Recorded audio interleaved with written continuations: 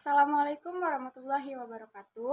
Halo semuanya, perkenalkan saya Putri Regita Cahyani dengan NIM 210152, Program Studi Manajemen Semester 5, Universitas Primagraha.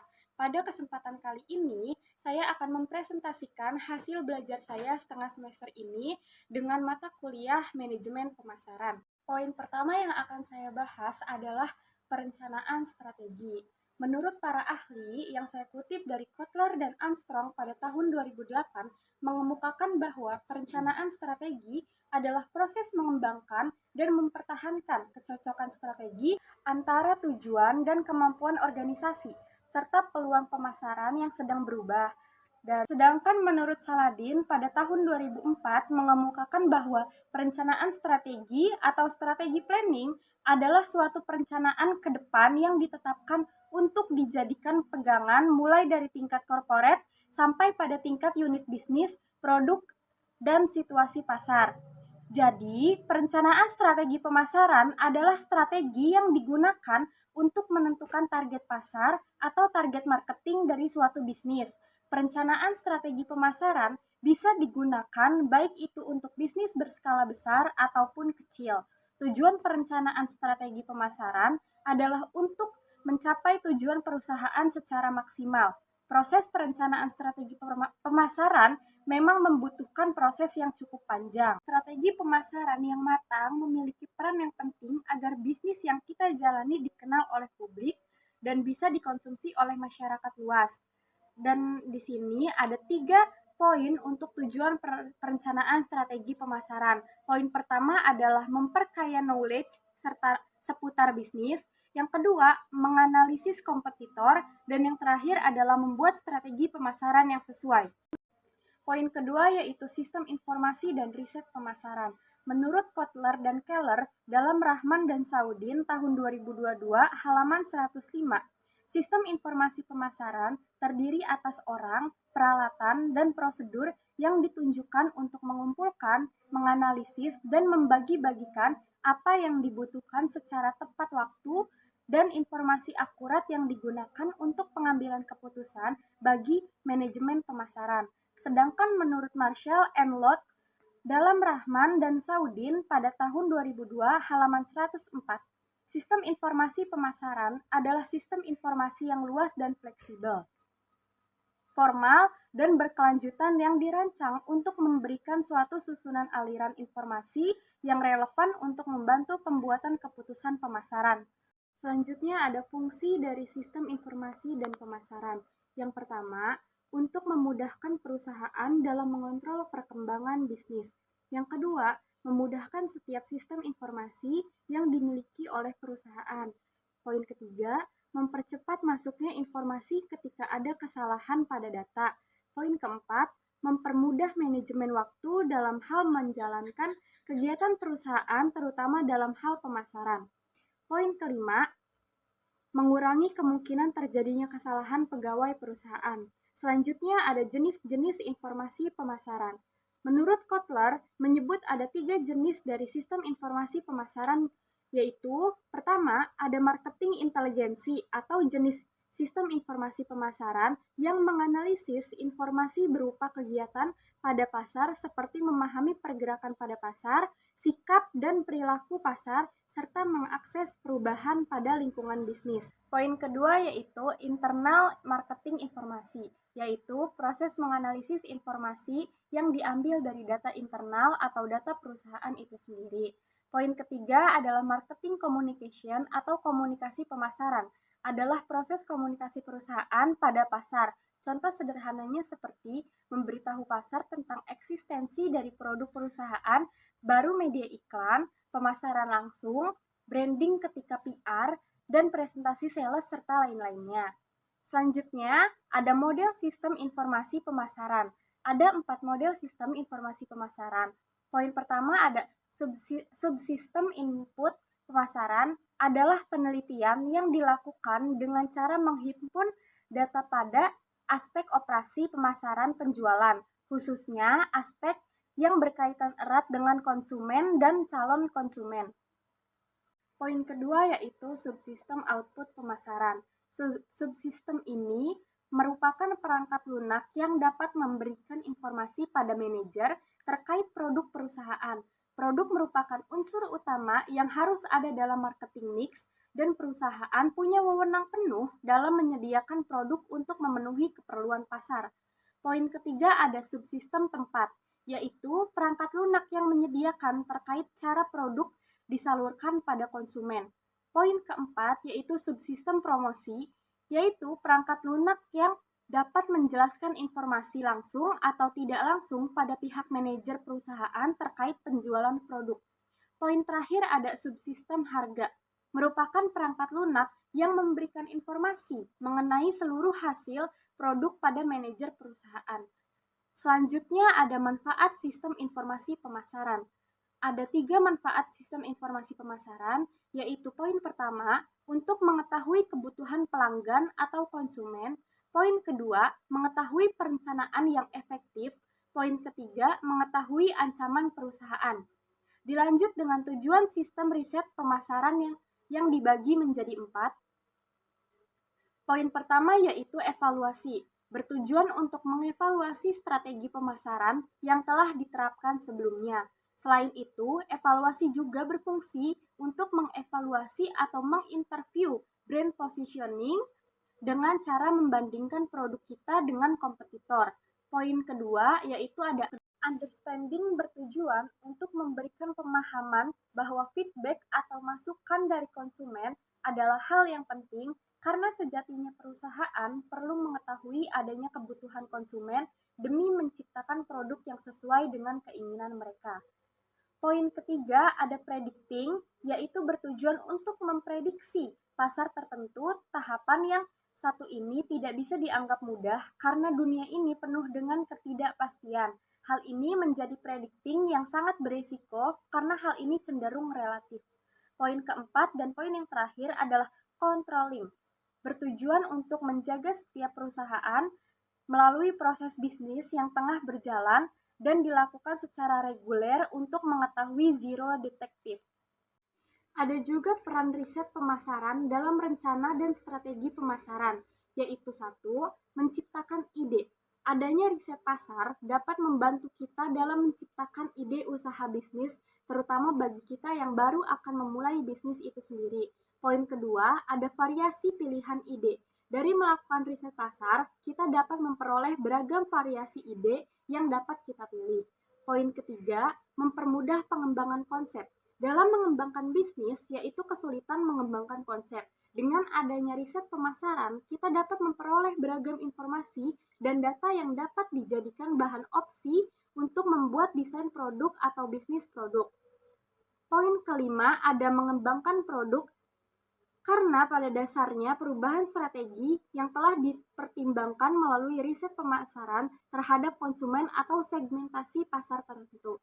Poin keenam dan poin yang terakhir adalah tes pasar untuk melihat apakah hasil dari riset yang ada selaras dengan harga yang kita inginkan. Poin selanjutnya yaitu manajemen dan pemasaran. Definisi manajemen pemasaran adalah proses menganalisis, merencanakan, menerapkan, dan mengendalikan program yang dirancang untuk menciptakan nilai bagi pelanggan dan meningkatkan penjualan produk atau layanan perusahaan. Menurut Kotler dan Keller pada tahun 2012, manajemen pemasaran atau marketing manajemen berasal dari 2 kata, yaitu manajemen dan pemasaran.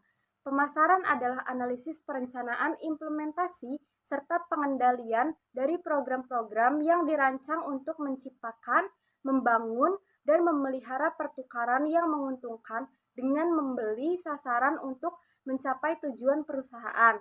Sedangkan manajemen adalah proses perencanaan atau planning, pengorganisasian organizing, pergerakan actuating, pengarahan directing, dan pengawasan controlling. Fungsi dari manajemen pemasaran diantaranya ada aktivitas menganalisis, yaitu analisis yang dilakukan untuk mengetahui pasar dan lingkungan pemasarannya, sehingga dapat diperoleh seberapa besar peluang untuk merebut pasar dan seberapa besar ancaman yang harus dimiliki. Selanjutnya ada beberapa fungsi pemasaran terpadu dan saling mendukung, diantaranya 1. Analisis pasar, 2. Segmentasi pasar, 3. Menetapkan pasar sasaran, keempat penempatan pasar, dan yang terakhir perencanaan pemasaran. Selanjutnya ada tujuan manajemen pemasaran. 1. Untuk menciptakan demand atau permintaan, yaitu membuat cara yang berhubungan untuk mengetahui selera konsumen dan preferensi konsumen terhadap barang atau jasa yang diproduksi untuk memenuhi kebutuhan konsumen. Poin kedua yaitu meningkatkan keuntungan. Tim pemasaran merupakan satu-satunya tim yang menghasilkan pendapatan untuk perusahaan. Apabila perusahaan tidak menghasilkan keuntungan, maka perusahaan tersebut tidak mampu bertahan. Poin ketiga yaitu menciptakan pelanggan baru. Artinya, mengeksplorasi dan mengidentifikasi kebutuhan pelanggan secara lebih luas. Jika suatu perusahaan ingin maju dan bertahan dalam bisnis, menciptakan pelanggan baru menjadi hal yang paling krusial. Poin keempat yaitu memuaskan pelanggan, menciptakan konsumen baru tidak cukup. Perusahaan harus mengembangkan dan mendistribusikan produk, barang atau jasa yang memenuhi ekspektasi pelanggan untuk memberikan kepuasan. Poin terakhir yaitu mencitrakan produk yang baik di mata publik. Apabila tim pemasaran menyediakan barang dan jasa berkualitas kepada konsumen dengan harga yang wajar, tentu akan menciptakan citra yang baik pada konsumen. Materi selanjutnya yaitu proses pemasaran dan perencanaan strategi. Menurut Philip Kotler, pemasaran adalah aktivitas sosial dan sebuah pengaturan yang dilakukan oleh perorangan atau sekelompok orang dengan tujuan untuk mendapatkan tujuan mereka dengan jalan membuat produk dan menukarkan dengan besaran nominal tertentu ke pihak lain. Konsep pelaksanaan kegiatan pemasaran yaitu terdiri dari konsep produksi, berpendapat bahwa konsumen akan menyukai produk yang tersedia di mana-mana dan harganya murah. Kedua, yaitu konsep produk. Konsep produk mengatakan bahwa konsumen akan menyukai produk yang menawarkan mutu, performansi, dan ciri-ciri yang terbaik. Selanjutnya yaitu konsep pemasaran. Konsep pemasaran mengatakan bahwa kunci untuk mencapai tujuan organisasi terdiri dari penentuan kebutuhan dan keinginan pasar, sasaran, serta memberikan kepuasan yang diharapkan secara lebih efektif dan efisien dibandingkan para pesaing. Selanjutnya ada konsep pemasaran sosial. Konsep pemasaran sosial berpendapat bahwa tugas organisasi adalah menentukan kebutuhan, keinginan, dan kepentingan pasar, sasaran, serta memberikan kepuasan yang diharapkan dengan cara yang lebih efektif dan efisien. Selanjutnya ada konsep pemasaran global. Pada konsep pemasaran global ini, manajer eksekutif berupaya memahami faktor-faktor lingkungan yang mempengaruhi pemasaran. Selanjutnya ada fungsi pemasaran. Fungsi pemasaran dibagi menjadi 3, yaitu 1. Fungsi pertukaran. Fungsi pertukaran dilakukan dengan cara bertukar antara barang yang dibeli dari pedagang dengan uang yang diberikan oleh konsumen dengan harga yang menjadi kesepakatan bersama. Nomor 2 yaitu fungsi distribusi fisik. Poin 3, fungsi perantara. Aktivitas penyampaian produk dari produsen ke konsumen dilakukan melalui perantara marketing pemasaran yang menghubungkan kegiatan pertukaran dengan distribusi fisik. Pada proses aktivitas perantara terjadi kegiatan pembiayaan, pencairan informasi, klarifikasi produk, dan lain-lain. Selanjutnya ada tujuan perencanaan pemasaran. Adapun tujuan perencanaan pemasaran dibagi menjadi 5. Yang pertama, memperkaya knowledge seputar bisnis. Yang kedua, menganalisis kompetitor. Yang ketiga, membuat strategi pemasaran yang sesuai. Yang keempat, meningkatkan brand awareness. Dan yang terakhir adalah meningkatkan penjualan yang signifikan.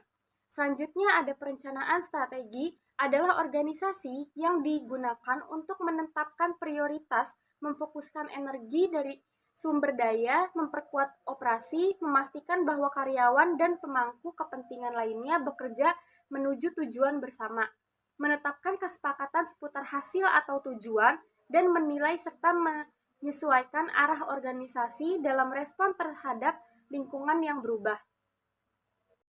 Poin selanjutnya yaitu sistem informasi dan riset pemasaran.